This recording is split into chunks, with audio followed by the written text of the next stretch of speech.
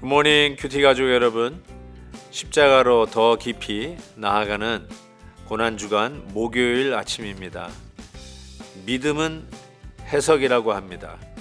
살다 보면 누구나 어려움과 아픔을 만나게 되죠. 그러나 그 어려움과 아픔을 어떤 색의 안경을 쓰고 보느냐에 따라서 그 고난을 대하는 방식이 달라진다고 합니다. 성도는 고난을 십자가의 안경을 쓰고 해석하는 자들이라고 할 수 있습니다. 계속되는 고난 주간에 여러분의 삶의 모든 문제와 고민들이 십자가에서 재해석되어지고 응답되기를 소망합니다. 오늘도 저녁 7시 30분에 고난 주간 특별 저녁 집회가 계속됩니다. 온 가족들이 십자가의 은혜를 사모하며 참여할 수 있기를 바랍니다. 오늘 함께 부를 찬송은 141장 웬 말인가 날 위하여입니다. 다 함께 2절을 찬송하겠습니다. 내 지은 죄 다 지시고 못 박히셨으니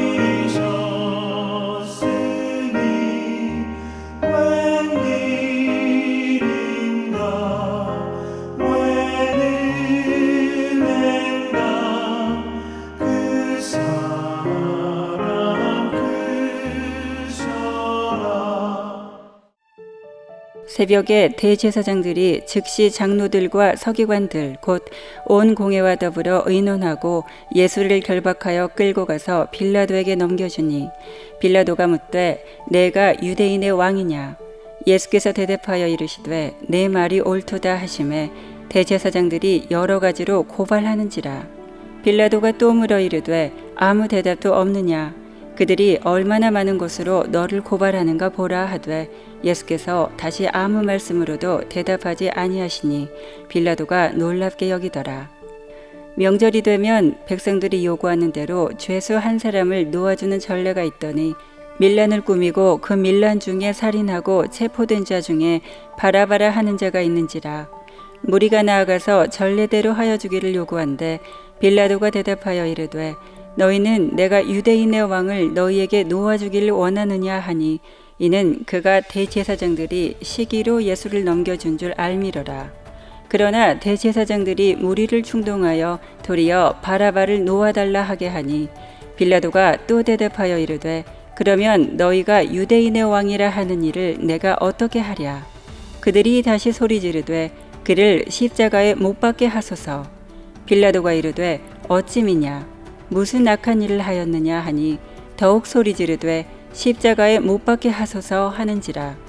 빌라도가 무리에게 만족을 주고자 하여 바라바는 놓아주고 예수는 채찍질하고 십자가에 못 박히게 넘겨주니라.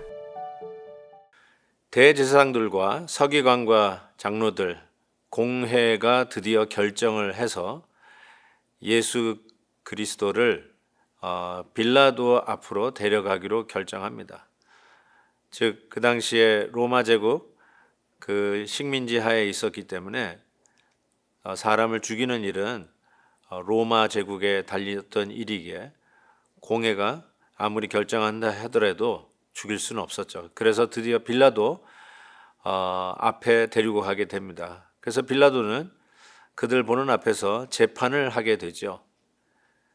당연히 상소가 있었고 그 상소하는 고발 내용들의 진위를 검증하는 것이 재판장의 역할이 아니겠습니까?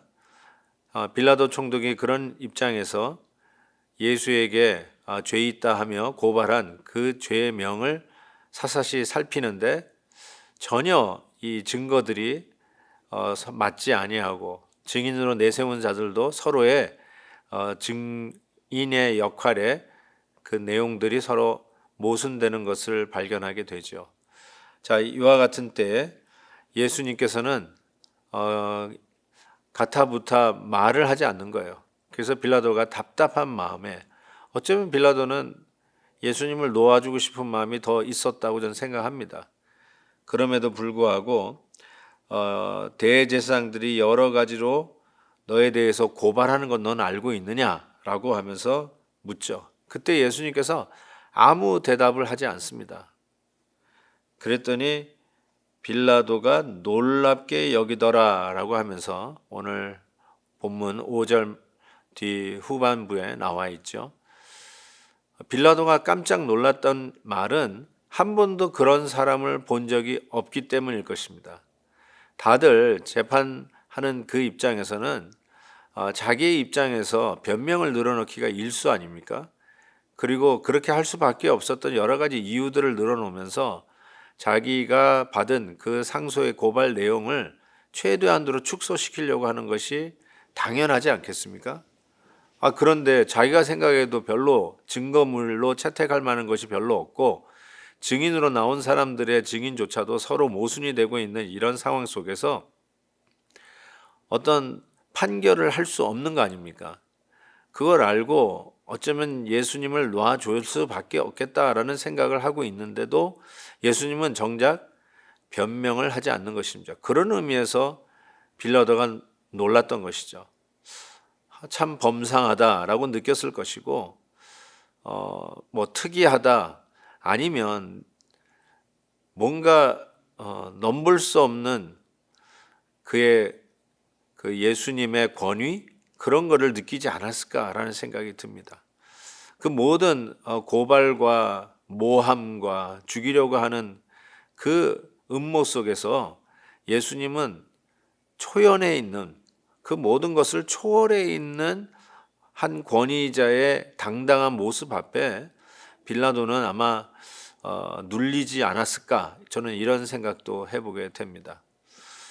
우리가 억울하게 뭘 당했을 때 그냥 가만히 억울함을 당하라 라고 하는 교훈은 이 본문에서 찾기가 어려울 것 같습니다.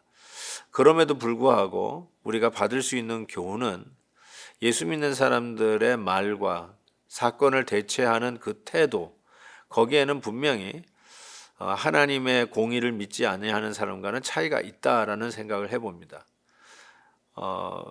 시작하면서 말씀드린 것처럼 고난을 대하는 성도들의 태도와 고난을 대하는 믿지 않는 자들의 태도는 분명히 다를 것입니다. 고난에 대한 태도, 우리 성도들은 이 고난도 하나님의 뜻 가운데 있는 것을 알고 신앙의 눈으로 고난을 보고 해석해내죠.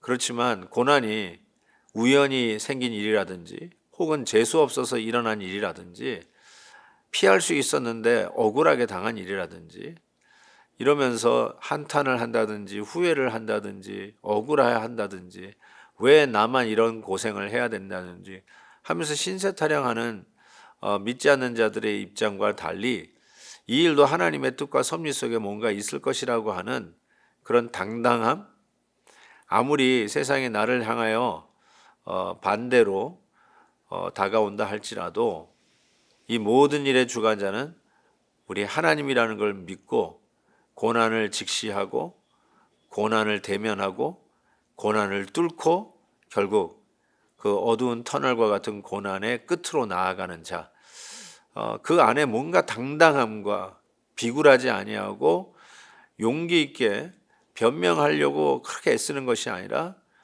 하나님의 뜻을 믿으며 믿음으로 나아가는 이 성도들의 자세가 성도들에게 깜짝 놀랄 만한 일이 아닐까요? 아니, 믿지 않는 자들에게 빌라도처럼 깜짝 놀랄 만한 일은 아닐까요? 저는 그렇게 생각합니다. 오늘 또 우리 성도님들이 하루의 생활 속에서 믿지 않는 자들이 여러분을 대할 때 깜짝 놀랄 만한 일은 무엇입니까? 혹시 우리는 세상 사람들처럼 똑같이 대하는 거 아닙니까? 어떤 어렵고 힘들고 오해받은 일이 당했을 때 어쩌면 세상 사람보다 더 다혈질로 더 변명하려고 하고 더 대들려고 하고 더 get even 하려고 하는 그런 모습입니까? 아니면 이 모든 일 가운데 하나님의 뜻은 이루어지리라 믿고 담대하게 하나님이 주시는 권위로 당당하게 그 고난을 헤쳐나가는 그러한 자세입니까? 이 세상 사람들은 교회를 향한 기대가 무엇일까요? 자기네들이 힘 자랑하듯이 교회도 힘 자랑하는 걸 기대할까요? 저는 아니라고 생각합니다. 예수 믿는 자들은 그렇게 세상 사람과 함께 get even 하는 것이 아니라 오히려 예수님의 자세, 고난 앞에서도 당당한 자세, 변명하려고 구차해지는 모습이 아니라 그리고 어떻게든지 요령을 피해서 빠져나가려고 애쓰는 그런 얌체 같은 모습이 아니라 오히려 고난을 직시하면서 그 가운데서도 하나님의 뜻이 이루어진다는 걸 믿고 담대히 나아가는 모습, 이것이 더욱더 우리 예수 믿는 자들의 모습이라고 생각합니다. 사랑하는 성도 여러분, 오늘도 고난주간 특별 저녁 집회에 같이 나오셔서 특별히 고난 속에 있는 분들, 억울하고 답답한 일을 당한 분들 더욱더 하나님 앞에 나와 엎드려 기도하면서 고난을 대하였던 우리 예수님의 모습을 붙들고 우리도 넉넉히 고난을 이기는 귀한 날 되시기를 주의 이름으로 축복합니다. 하나님 아버지, 고난을 대하시는 우리 주님의 모습을 다시 한번 본문 말씀을 통해서 확인합니다. 빌라도도 깜짝 놀랐던 예수님의 당당한 모습, 수도 없이 변명을 늘어놨어도 한참 늘어났을 법한데 그 변명하지 아니하고 입을 다물고 계시는, 그렇지만 힘이 없어서도 아니요 억눌려서 그런 것도 아니요 당당했던 예수님의 권위, 그 권위를 하나님 우리도 고난당하는 순간에 굴하지 아니하고 우리 하나님 믿고 당당히 나아가는 저희들 되게 해 주옵소서. 예수 그리스도의 이름으로 기도하옵나이다. 아멘. 오늘 저녁에 뵙겠습니다.